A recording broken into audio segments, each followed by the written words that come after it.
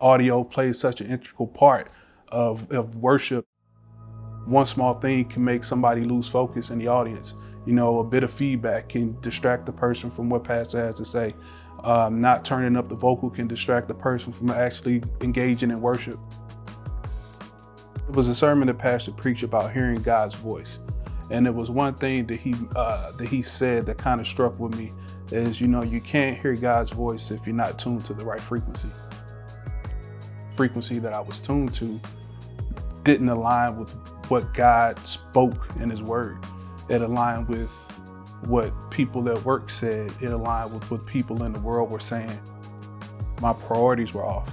God wasn't at the top of my life. Sometimes it was my wife, sometimes it was my kids, sometimes it was my job.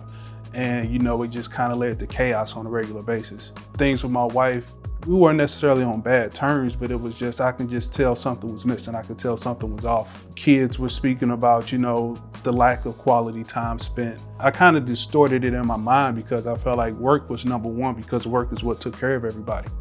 We got to a point where I could tell things were just running on autopilot.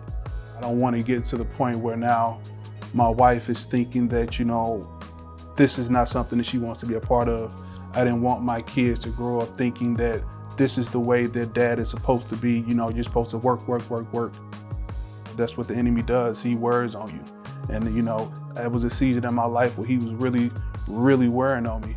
And, you know, I had to make that decision of like, no, I'm not going to allow this. I'm not going to let this keep happening. I'm going to make the choice. I'm going to choose God first, and then I'm going to choose my family after God. You know, that was getting back into the word, getting back into a daily prayer, praying daily, getting back into getting the right relationships, living a life that God has ordained for you, you know, and seeing your family uplifted, seeing your family succeed. And, you know, that was the thing that I had to keep in focus. It was like, what's the priority? Number one, God. Number two, wife. Number three, kids. And then making sure every day that I honored that list. Everything that I'm doing is honoring God.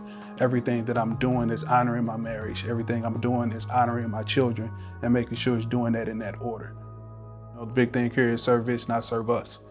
So that's really huge for me, man. That's really my heart. Everything I do, I always seek out opportunities to serve other people, because that's where my satisfaction comes from.